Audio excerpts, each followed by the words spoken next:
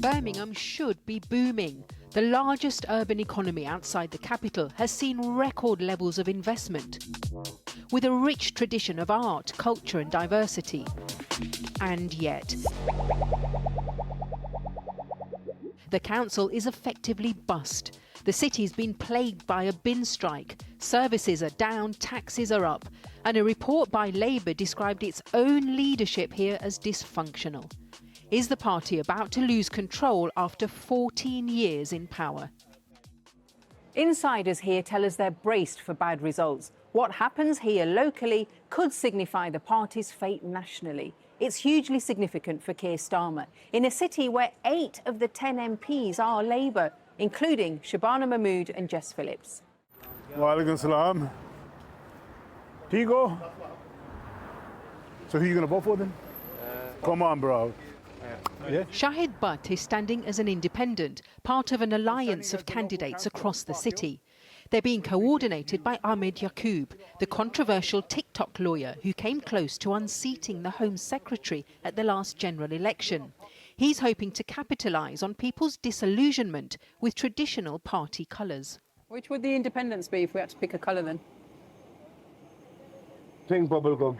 The independents, many standing on a pro-Palestine platform, have been criticised by some for their tactics and for their choice of candidates, including Mr Butt, who has a conviction for terrorism. I'm not beholden to any party politics. 25 years ago in Yemen, he was found guilty of a plot to blow up the British embassy, a conviction he always contested and which doesn't stop him from standing legally. When you go knocking on doors and you talk to people, do you mention the fact that you've got a conviction for terrorism? So, as I'm standing in the UK, the Election Commission has obviously allowed me to stand. Me having specifically saying to people, oh, by the way, I'm a convicted terrorist here, do you still want to vote for me? That's counterproductive. Everybody knows my background. Not everybody will know it, so should you be honest to people about your past? I'm happy to answer those questions, but when I'm out generally canvassing, I don't see the point in talking, bringing that up. I'm talking to them about local issues. And the key word is, it was an accusation. Nothing actually happened. Nobody died. Nothing got blown up. So you weren't plotting to do it? No, of course I wasn't.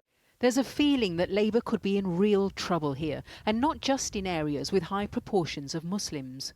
We're a big city, and this is a big moment for Birmingham because John Cotton was chosen by the party's national executive to lead the council 3 years ago after an internal report criticised the authority as dysfunctional. The number one concern for voters is the bin strike, but there are also other failures. What do you say to Brummies who say, look, this is Britain's second city, and yet it's embarrassing. There are all these IT failures, there's a cost of living crisis, there's the bin strikes. The city just isn't working, is it? Well, let's be clear on the bin strikes. We've now got a deal that we'll be bringing forward if a Labour administration is re-elected as a top priority, bringing that long and sorry. Why did you announce that deal a week before the elections? And that was just electioneering, wasn't it? Look, nobody more than me would have wanted to have got this to a conclusion sooner, but we had to ensure that we did this in the right and proper way.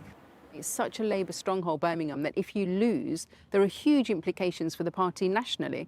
Well, we're fighting for every single vote, and I think it's very clear that people in this city understand the difference between the unity that Labour can offer versus the division that would be allowed by letting those others in through the back door. And the votes that all parties are fighting for are from the under-25s, who make up 40% of Birmingham's population. We do want to see change, and change for the better. The biggest issue for many here is the lack of job prospects. Getting a job in our day and age is very hard because all the jobs that obviously are online, they all want experience, but if no jobs in the community are given experience. This event was held to celebrate the city's diversity ahead of the World Cup. Organisers say there's a concern that the elections are bringing out deep divisions. There's definitely money. It's how it's being allocated and spent. So we're going to look at all the contracts that council has put in place, and we're going to review everything and bring in efficiencies. Ali Taransari is originally from Iran and came here as a student. He's now a candidate for reform. In a city like Birmingham that is so diverse, can reform really appeal to all of its diverse citizens? Yes. Because there's been criticism of your message as being divisive. Absolutely. Within Reform, we've got a diverse set of candidates. So we're all from different backgrounds, different experiences. So that's actually how we can cater for the city, because we're from a diverse group of people. A recent poll suggested Reform will do well in the wider West Midlands, but may find it harder to break through in this city. But it could be too close to call, with Labour predicted to lose votes to them and the Greens. Why do you think people are looking at alternative parties like Reform and the Greens in a city that used to be rock-solid Labour? Because people are sick and tired of their services being cut, of rubbish piling up in the streets, of roads not being cleared. All of these services cost money, don't they? How are the Greens going to pay for it? Because Labour are saying there's just not enough money. What we're saying is we need to prioritise the money we do have in Birmingham on these local services that are really, really important. If you want an example of the end of traditional two-party politics, then surely Birmingham is it, as we found when we went canvassing with the Tory candidate. Have you made your mind up yet? I'm thinking Green Party. I think people understand that need for change, which is why I understand people want to try and move to the far left or the far right. But on the doorstep here in Birmingham, we're seeing that people understand Birmingham is a different city in terms of the difficulties that we found. Mr Yip believes there's still everything to play for, as do the Lib Dems.